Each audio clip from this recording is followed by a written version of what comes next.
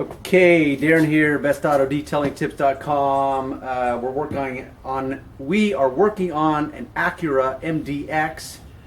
We're actually at my house. It's a local, actually, it is my mechanic's mother's car. I've done work for them before. The father wanted to surprise the mother by getting her car detailed for her birthday. And they know the quality work I do, so my mechanic, just like I go to him because I know the guy does quality work, he comes to me when it comes to detailing. So it's so close, I just brought it back to my house.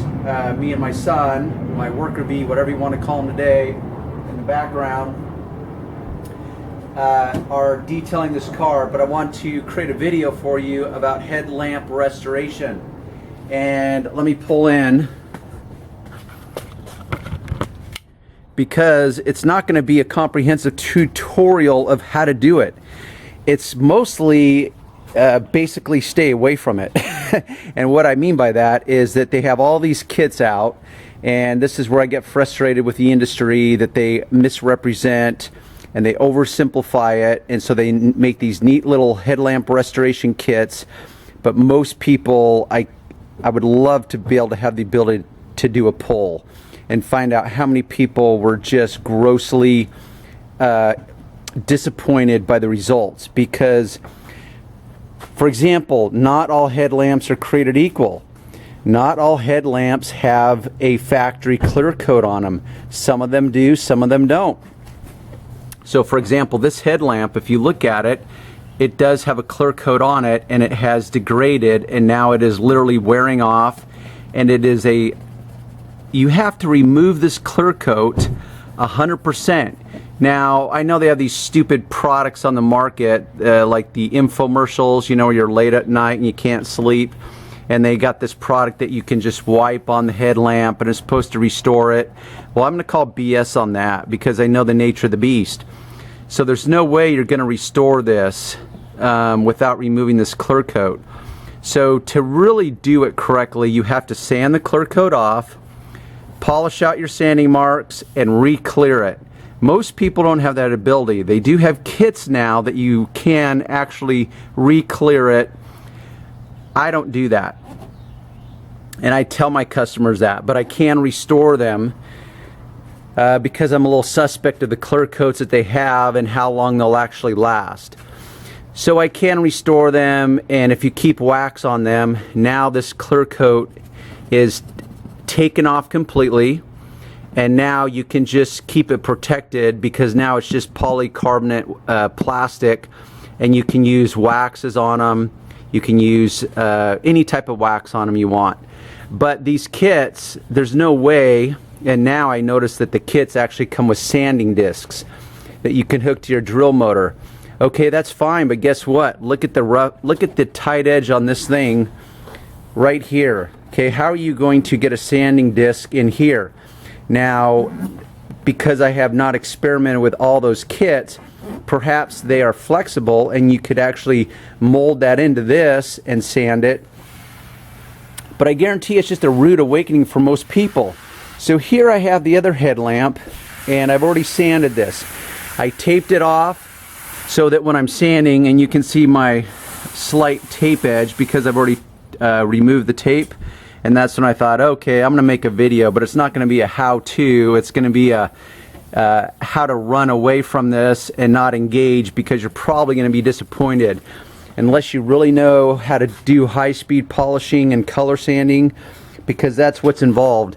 Here is my tray of different types of wet sanding paper, as it's called.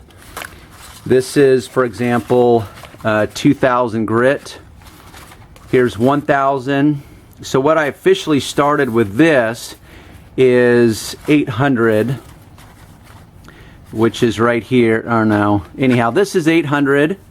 Then I went to 1000, and then I went to 2000. Now I could go up to 3000, but I know I can polish out 2000 just as well, not as easily, but easy enough. So this is completely dry now. It's been sanded with 3 grades of sandpaper.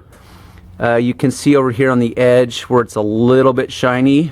Officially, this would need to be sanded more if I was like working on paint and doing and I was trying to sand it flat.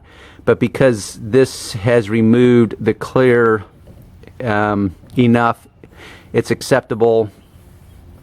The cracks or the crevices, the character molding, whatever you want to call it, has all been sanded.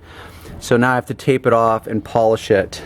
So that's the deal, is you have to sand all this top layer off. And Phil, he asked, like when I was color sanding or wet sanding the front of that RV, what actually happens to the sanding marks? Well, what you do is you literally scratch them away, which is polishing, so you abrade them away. So you start from aggressive and you just work your way down to ultra fine. And that's where I have, for example, my wool pad here.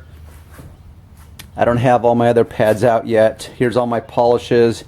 And so you literally scratch your way to a perfectly shiny surface. So that's why I start out with 800 grit, which is aggressive, and then 1000. 1000 will sand away the 800 grit marks. And so what you'll do is you'll get, pretend that these are like little valleys of scratches. So they'll just get shorter, smaller. And now my knuckles are really fine, and then you eventually polish it completely flat and smooth, so you have a perfectly polished flat surface that creates a perfect reflective surface. And that's I wouldn't say a gross oversimplification, but that's really how it works. For all you woodworkers, you know what it's like. You start out with, let's say, 150 grit, then you go to, let's say, 200 grit, then 400, and it depends on how fine you want your finished product to be will determine how far down that rabbit hole you go as far as grit of sandpaper. Because you know that when you varnish something, or you stain it, or you coat it with a urethane coating on wood, you know, like wood cabinets, you know that that is going to fill in like 400 grit sanding marks, and so it's not an issue. If you were a true perfectionist, maybe you'd go up to like 600 or 800. I have no idea. I'm not a professional at woodworking, but I do know how it works. And the same thing works with wet sanding, color sanding. You can call it whatever you want. The reason they originally called it color sanding is because, unlike body work, original body work where you're sanding on primer or bare metal, color sanding is you're sanding on the top color coat. Now, because we have a two-stage paint today, it's you're actually sanding on the clear coat, but from back in the 80s and before that we called it color sanding. Now they just refer to it as wet sanding because you use water. Water is to lubricate it, and it's to wash away the material as it's sanding, and so your sandpaper doesn't get clogged up or watered up with dry material. The water keeps it flowing and removes it as you're sanding away. That's why they use the water. Anyhow, I'm going to polish this out and then we'll go from there.